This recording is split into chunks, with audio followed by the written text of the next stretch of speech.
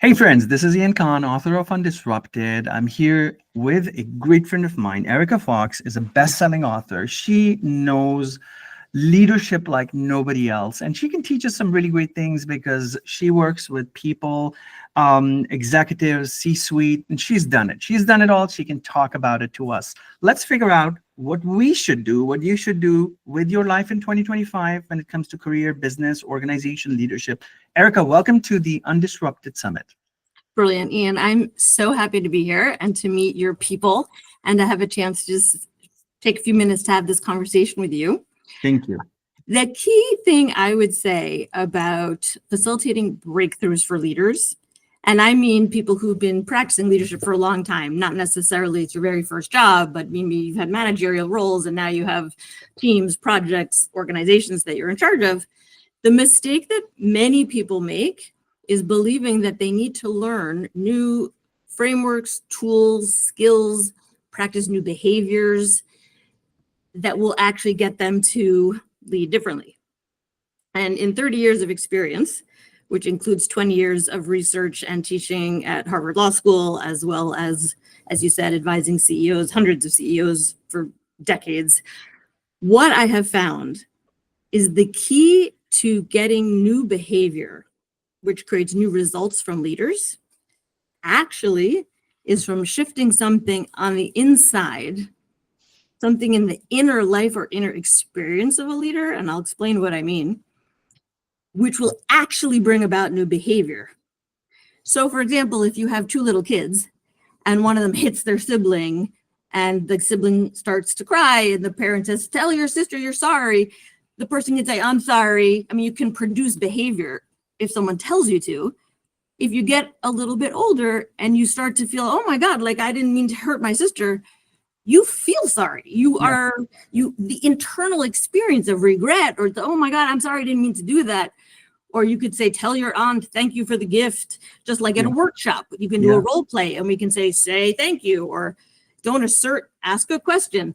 But if you actually develop a sense of appreciation and gratitude, no one has to tell you, say thank you for the gift. If someone gives you a gift and you appreciate it, you will produce the appropriate behavior. So in every dimension of well-rounded leadership, which is not just reason, but also emotion, intuition, willpower, skillful decision-making, in all of those things, there are outer skills one can learn. But under time pressure, under stress, in a sudden uncertain environment where suddenly the information has completely changed, you will default to unskillful behavior unless you have done the inner journey of developing your inner capacity, your inner technology, if I can say it that way. Because when you have those things lined up, you will do the right things. And I heard this, just to give you a quick example, from many CEOs I had coached before COVID, who wrote me during COVID and said, I'm so grateful that I did this work with you to truly experience compassion, to truly experience unconditional loving kindness, for fellow human beings. Because when COVID happened, I would never have known to speak from empathy or to speak from I'm worried about my family too. I would have come in with the data and the steps we were taking and the action, and so far we've had no fatalities at our factories, but because I had actually polished the stone of my own heart, what was needed from me as a leader during COVID came very naturally. And so that's really what my teaching is about, is that at a level of seniority, it's the inner life of the leader that can develop, mature, expand. And that is where true radical breakthroughs in leadership practices start to appear. With your book, with what you've been teaching, you've been doing this for 25 years. Yes. What was your own journey of even writing Winning from Within? How did that start? And Where did that sense come that, hey, I need to put this thing together because I think the world needs it and the leaders out there need it? That's a really interesting question. I mean, and it's both a personal and sort of public answer. I was very, very blessed to have been a senior student of Roger Fisher at the Harvard Negotiation Project at a time where he wasn't quite retiring, but he was really selecting, who are the key proteges who are going to build on this, and William Ury as well, both authors of Getting to Yes. And I really was very blessed to be part of that group, and traveled with them and learned with them. And then quite suddenly in 2000 and 2001, at a relatively young age, I mean, I wasn't a child, but I wasn't yet 30 years old, both of my parents passed away in a very short time within the same year. And September 11th happened. So from a public perspective, as people who work in conflict resolution, we were kind of in a soul searching, like, what are we missing? We've been teaching all these good skills and active listening and all these good frameworks. Yeah. And yet people are flying planes into buildings. And for me personally, I was the only lawyer in my family. I had to step back and take a leadership role in the estate for my siblings. And early on, I kind of had a midlife pause and started to look at what are we missing, like big picture. And also for me, like, I'm negotiating with hospital people, rabbis, insurance people, my siblings, like, what of the stuff that we teach is actually working? Yeah. And what is the stuff that I feel like we teach this, every year at Harvard in exec ed seminars, but it doesn't help me at all. Yeah. And so what I concluded after a lot of soul searching and time off, in essence, I could say Getting to Yes really teaches people 7 elements for negotiating successfully with other people. And my book, which is, a sort of protege book of that book, William Ury wrote the foreword to my book, is about the 7 elements you need to negotiate successfully with yourself. And what I basically said was, you have to be able to negotiate with yourself or yourselves, the different parts of you, the different voices.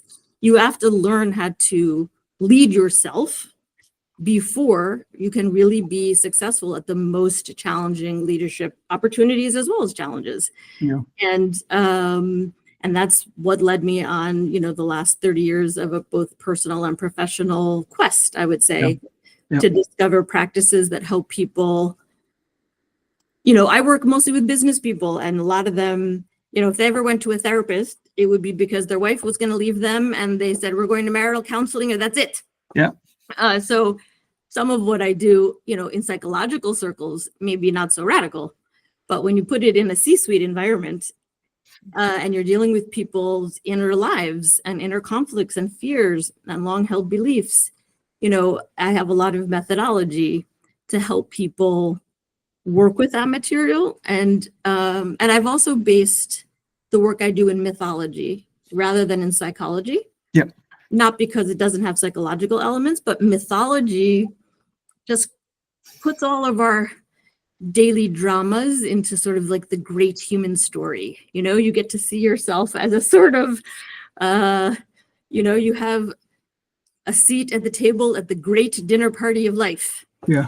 Yeah. And it sort of lifts you up, and it gives you a bigger picture perspective on what you might contribute with your life. And so mythology has been a big part of how I've bridged, I guess, some of the deeper inner science to the outer leadership decision making.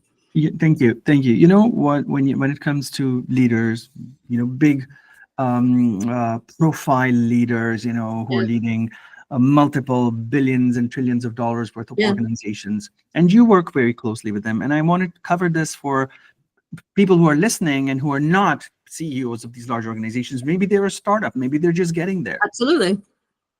At that level, are they still vulnerable? Are they still afraid? Are they still anxious?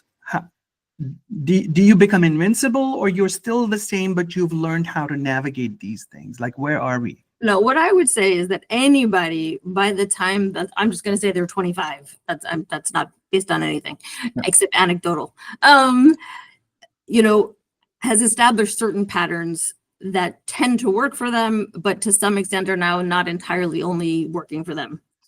And you could be, an entrepreneur starting your own business. You could be 20 years old. You could be 30, 40, 50, 60. It's irrelevant.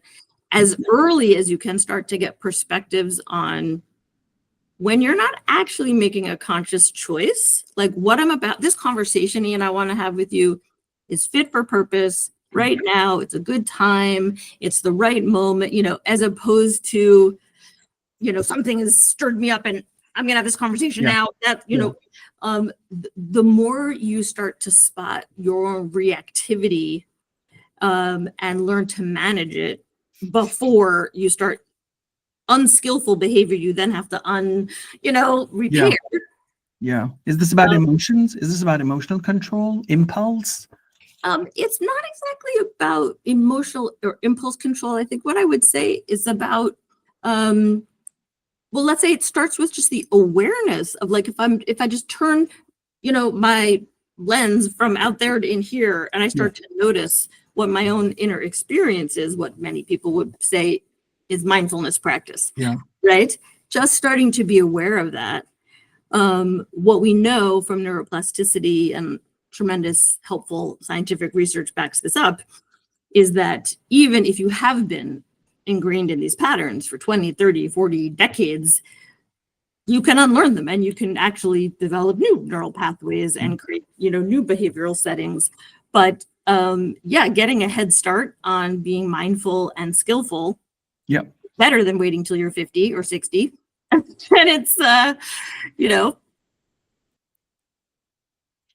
you could avoid a lot of problems that way. Yeah, incredible. Excellent. Hey, listen, Erica, we are indebted to you for sharing your time with us today, giving us this quick, punchy overview of leadership. And we can talk about hours. Like, this is a very long conversation. Tell our listeners, though, tell us, where can we find your work? Where can we find your book and maybe follow you? Oh, thank you for asking. So I am at ericaarielfox.com. I am just largely inspired by you, Ian, I must admit, thinking about launching my own podcast, which may be coming sometime in the spring.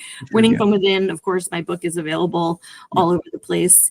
And I do write, when I'm, being diligent, a weekly or every other weekly column. I'm a senior op-ed writer for Forbes, and I've kind of took a little bit of hiatus in 2024, but I aspire to be back. So if people look for my column on Forbes, you should be able to find it. But actually, if you go to ericaarielfox.com, when I post online, those things will be on my website anyway. So if you join and connect to our list, you'll also find out when I post new content.